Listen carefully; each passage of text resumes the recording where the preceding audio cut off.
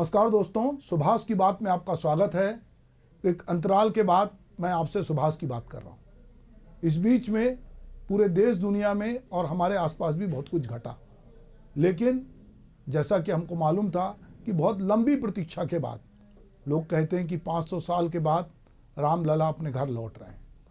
कोई कहता है कि पूरे देश में एक उत्सव का माहौल है, हम देख रहे हैं। राम हमारे पूरी जीवन पद्धति में शामिल है। राम हमारे आराध्य हैं, राम मर्यादा पुरुषोत्तम है। राम को लेकर हमने देखा कि पिछले 4 दशक में एक बड़ा आंदोलन भी हुआ और उस आंदोलन की परिणति हुई कि धीरे धीरे राम पूरे देश में एक आंदोलन के रूप में आए। और जब सुप्रीम कोर्ट का फैसला हुआ कि राम जन्मभूमि जो अयोध्या में है वहाँ पे मंदिर बनेगा, और जिस तरह से राम की प्राण प्रतिष्ठा हो रही है, और वो प्राण प्रतिष्ठा को जिस तरह पूरे देश, केवल अयोध्या नहीं पूरे देश में जो आस्था का जन सैलाब जो उमड़ा है, आज का दिन भारत में राजनीतिक, सामाजिक और सांस्कृतिक और धार्मिक जीवन में ऐतिहासिक महत्व का दिन है। विपक्ष की तमाम धिक्कार और विरोध के बावजूद राम के प्रति भारतीय बल्कि विश्व की जन आस्था का प्रचंड प्रवाह रोकना अब मुश्किल हो गया है। बौद्धिक हलकों में लगातार राजनीतिक क्षेत्र में भी इस बात को लेकर अब समझना जरूरी हो गया है कि राम अब भारतीय जनमानस की भक्ति भाव से आगे जाकर आस्था का विशाल और अखंड पर्वत हो गया है। राम जो भक्ति में श्रद्धा की सोच की तरह थे, अब संस्कार में आदर्श की तरह स्थापित हैं। अयोध्या अब धार्मिक राजधानी हो गई है। रामलला को लेकर इतिहास और पुराण की बहस अब लगभग खत्म होने की कगार पर है।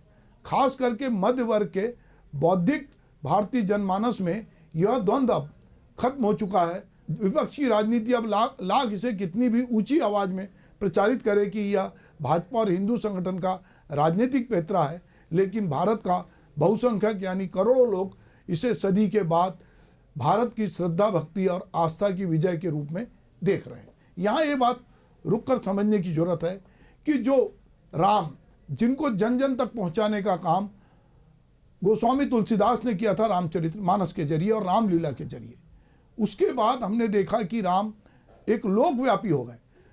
जो राम लोगों के आस्था के केंद्र बने हुए हैं, वो राम कहीं ना कहीं तुलसी के राम हैं, वो रामचरितमानस के राम है, रामलीला के राम है।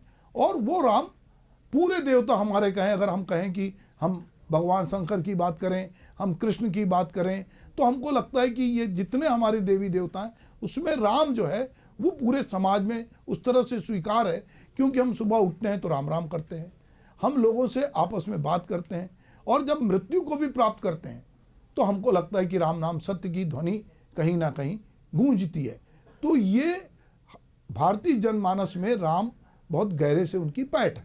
पर आज हम देखते हैं कि तुलसीदास यदि होते तो वो सोचते कि मैंने जो रामचरितमानस लिखी है वो एक साहित्यिक कृति है, धार्मिक कृति है। तुलसीदास बहुत खुश होते कि उनको लगता है कि आज मेरी कृति ने कितना विशाल रूप ले लिया है। हम ये देखते हैं कि स्वाति मिश्रा ने गाना गाती है कि मेरी झोपड़ी में राम जब आएंगे तो मैं अंगना सजाऊंगी।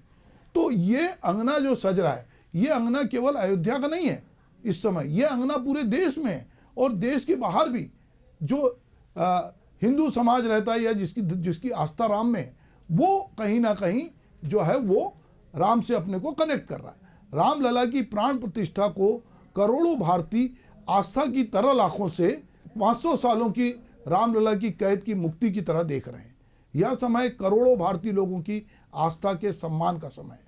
वाल्मीकि के रामायण में जो क्षत्रिय राजकुमार रामचंद्र का अस्तित्व था, अब वो रामायण के भीतर है, और तुलसीदास की रामचरितमानस के मर्यादा पुरुषोत्तम राम अब अयोध्या में सर्वपीरी राजा राम की तरह पुनः स्थापित हो गए हैं। अब हम सब का यह कर्तव्य है कि हम मर्यादा पुरुषोत्तम भगवान राजा राम के आदर्शों, न्यायप्रियता और परोपकार की छवि को अपने जीवन में उतारें। हमारे जीवन मूल्यों में एक दूसरे के प्रति सम्मान हो, सद्भावना हो, और किसी भी तरह का शत्रु भाव नहीं होना चाहिए। जो लोग समझते हैं कि इसमें राजनीतिक दल का के अपने हित और विशेष प्रयोजन है, तो वे ईश्वर पर भरोसा करके इसे भगवान रामचंद्र के न्याय पे छोड़ दें। जय ही विधि राखे राम, ते ही विधि रही। यदि कुछ गलत है तो वह भगवान रामचंद्र देख रहे हैं और इतिहास में ये दर्ज हो रहा है। विपक्ष या जो लोग प्राण प्रतिष्ठा के इस महोत्सव से असहमत हैं, वे भी तुलसीदास जी की इस बात पर भरोसा रखें कि वही है वही जो राम रचि राखा। जो भगवान रामचंद्र जी ने तय कर रखा है अंततः वही होगा। भगवान राम की प्राण प्रतिष्ठा करोड़ों लोगों की आस्था, श्रद्धा और विश्वास के अनुकूल है, तो यह असाधारण घटना है। यह भगवान राम के ही नाम का चमत्कार है कि इस महोत्सव की गूंज विदेशों में भी पहुंच रही है। आखिर यह भारतीय आस्था के 500 साल के संघर्ष का परिणाम है। बाकी जो कुछ भी है किंतु परंतु उसे इतिहास के न्याय पे छोड़ दें। इतिहास का न्याय सबसे तटस्थ और मंगलकारी होता है। तो हम देख रहे हैं कि आज 12:20 पर जो भगवान राम अयोध्या में जहाँ विराजित हो रहे हैं और जिनके बारे में कहा जा रहा है कि हम कहते हैं कि घट घट में राम है, हम कहते हैं कि हमारे भीतर राम है। हम तुलसीदास के रामचरितमानस के राम जब लोकमानस में जाते हैं और जब वो कबीर के राम बनते हैं तो कबीर कहते हैं कि मोको कहाँ ढूंढे रे बंदे, मैं तो तेरे पास, ना तो कोनो क्रिया कर्म में ना ही योग बैराग में, खोजी हो ही तो तुरंत ही मिलिए सब सांसों की सांस में।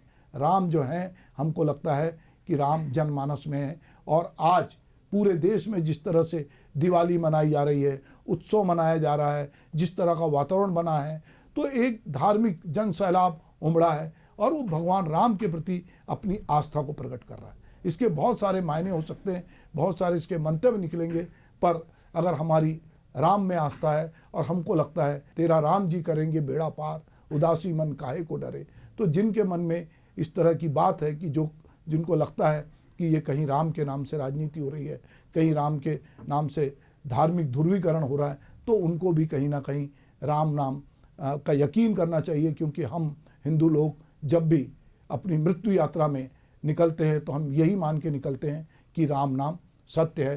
तो यदि राम नाम सत्य है तो हम इस सत्य पे भरोसा करें और राम के नाम पर यदि इनको लगता है कि कुछ राजनीति हो रही है, थोड़ा रुक कर ठहर कर देखें। पर इस समय ये धार्मिक आस्था का सबसे बड़ा उत्सव है जो पूरा देश दुनिया मना रही है। तो इसके आनंद में शामिल हों और देखें कि राम किस तरह से जनमानस में व्याप्त हैं। नमस्कार।